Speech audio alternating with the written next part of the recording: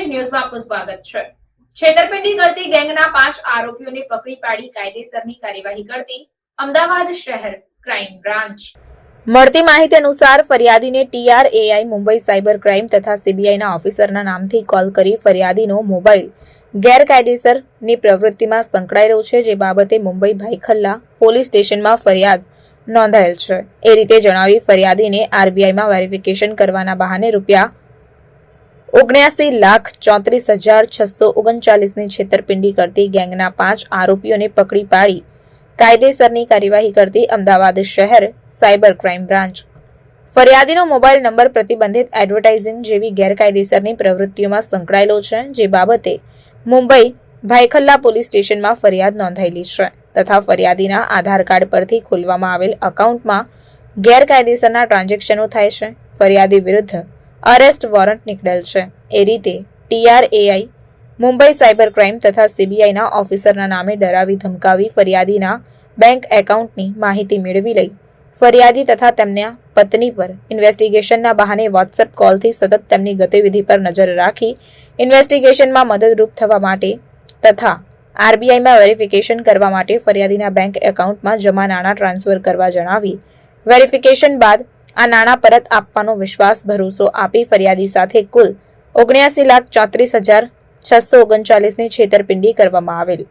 ત્યારે આ ગુનામાં અત્યાર સુધી રોકડા ₹12,75,000, sim card 708, chequebook 64, passbook 34, debit card credit card 49, check 48, mobile phone 18, હિસાબના ચોપડા 3, દુબઈના મેટ્રો કાર્ડ 3, સાથે જ બેંક એકાઉન્ટની kit 3, CPU 2, router 2, mobile swipe machine 1, all in one computer 1 અને 1 લેપટોપ સાથે જ આરોપીઓની સુરત સરથાણા જકાતનાકા પાસે આવેલ ટાઈમ શોપર કોમ્પ્લેક્સમાં પ્રથમ માળે આવેલ દુકાન નંબર 105 અને રોયલ આર્કેડ કોમ્પ્લેક્સમાં બીજા માળે આવેલ દુકાન નંબર 239માં આરોપીઓએ ભેગા મળી કેટલાક ફ્રોડના નાણાંનો હિસાબ તથા એકાઉન્ટ લેવેચ કરતા હોય ત્યારે આરોપીઓ પાસેથી મેળવેલ હતો।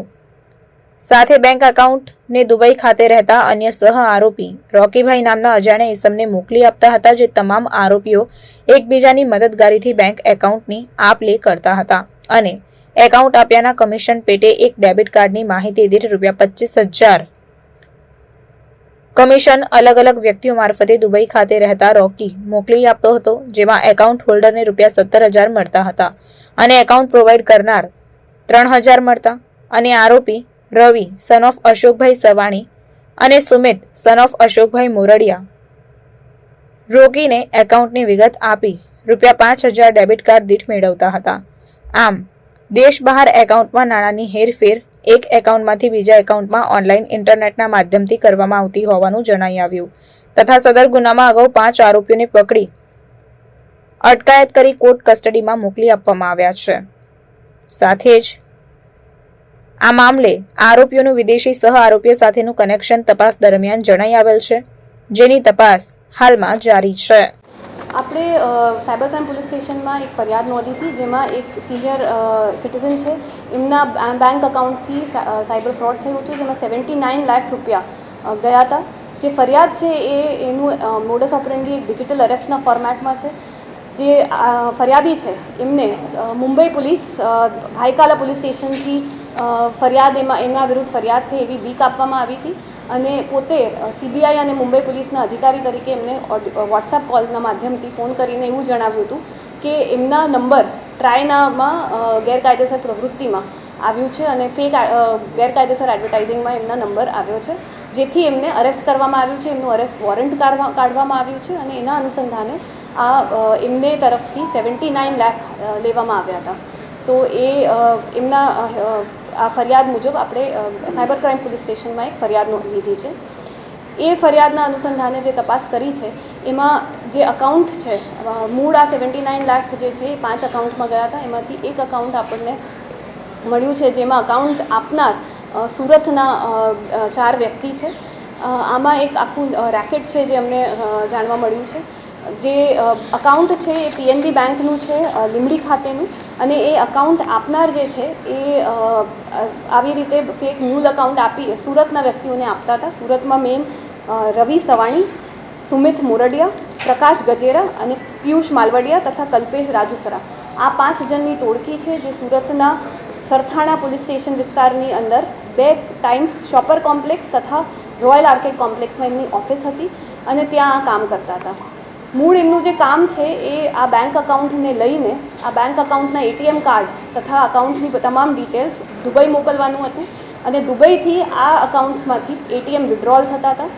આપણા કેસમાં પણ દુબઈના એટીએમથી પૈસા વિડ્રો થયા છે અને આ લોકોની તપાસ દરમિયાન જે સુરતમાં અમે સર્ચ અને સીઝરનું કાર્યવાહી કરી છે એમાં મુદ્દામાલ અમને ખાસું એવું મળ્યું છે જે મુદ્દામાલ સીઝ કરવામાં આવ્યું છે જેમાં 708 સિમ કાર્ડ્સ મળ્યા છે, 64 ચેકબુક્સ મળી છે, 34 પાસબુક મળી છે, 49 એટીએમ કાર્ડ્સ મળ્યા છે, 18 મોબાઈલ છે, દુબઈ મેટ્રોના 3 કાર્ડ છે, મોબાઈલ સ્વાઇપ મશીન મળી છે અને એક કમ્પ્યુટર અને લેપટોપ મળ્યા છે. તો આ રીતની એ લોકો रैकेट चलाता था જે અમે आरोपी ने धरपकड़ कराया है. 5 अमूल के यहाँ पे कर्मचारी हैं, उन्होंने साइबर क्राइम पुलिस स्टेशन में फरियाद करी है कि अलग अलग ट्विटर अकाउंट के माध्यम से ट्वीट करने में आया है कि तिरुपति बालाजी के जो लड्डू हैं उसमें जो एनिमल फैट में जो घी है वो अमूल की तरफ से दिया जाया है. जो न्यूज़ है वो फेक है और ये रूमर फैलाने के इरादे से, अफवाह फैलाने के इरादे से वायरल करने में आया है, जिसके अनुसंधान हमने अमूल के कर्मचारी द्वारा यहाँ पे एफआईआर दर्ज करी है. एफआईआर बीएनएस कलम 336(4), 196(1)A तथा आईटी एक्ट की कलम के अनुसंधान ये गुना दाखिल हुआ है यहाँ पे. टोटल कितने अकाउंट्स जो वो अब तक सामने आए जिससे अमूल के नाम की अफवाह फैलाई गई? जो एफआईआर है उसमें 7 अकाउंट का वर्णन है तथा इन्वेस्टिगेशन के दौरान जो और भी अकाउंट्स हमें मिले हैं तो ये सारे अकाउंट्स के विरुद्ध इन्होंने कंप्लेन करी है.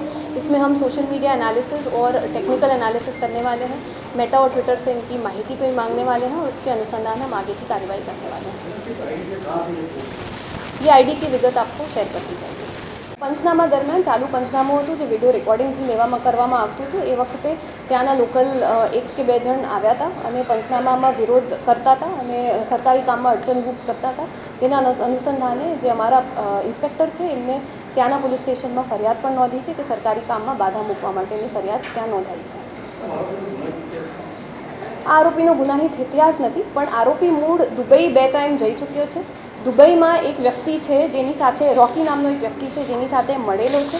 દુબઈ એક્સપોમાં આ લોકો મળ્યા હતા, જે મેન સવાણી અને મોરડિયા છે એ લોકો મળ્યા હતા અને પછી ત્યાંથી આ બધું એમને ચાલુ કર્યું હતું. આ લોકો અહીંથી પૈસા મોકલે છે અને ત્યાં એટીએમ કાર્ડથી વિડ્રોલ થાય છે. દર 2 લાખ રૂપિયામાં 1.5 લાખ રૂપિયા એટીએમથી થાય છે અને 50,000 રૂપિયા પીઓએસ ટ્રાન્ઝેક્શનથી વિડ્રોલ થાય છે અને સામે ક્રિપ્ટોકરન્સીમાં જે વેપાર છે એ થાય છે અને ક્રિપ્ટોકરન્સી ચાઇના તરફ મોકલવામાં આવે છે. કમિશન આપીને ભાડે પર આ લોકો જે ગરીબ વર્ગના લોકો છે એમની પાસેથી આવી રીતે અકાઉન્ટ લેતા હતા.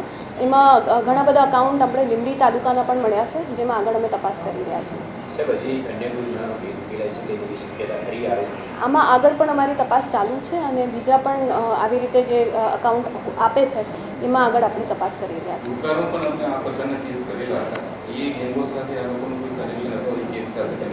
ના, હાલમાં અત્યાર સુધીની તપાસમાં એવું કોઈ કનેક્શન પ્રસ્થાપિત થયું નથી.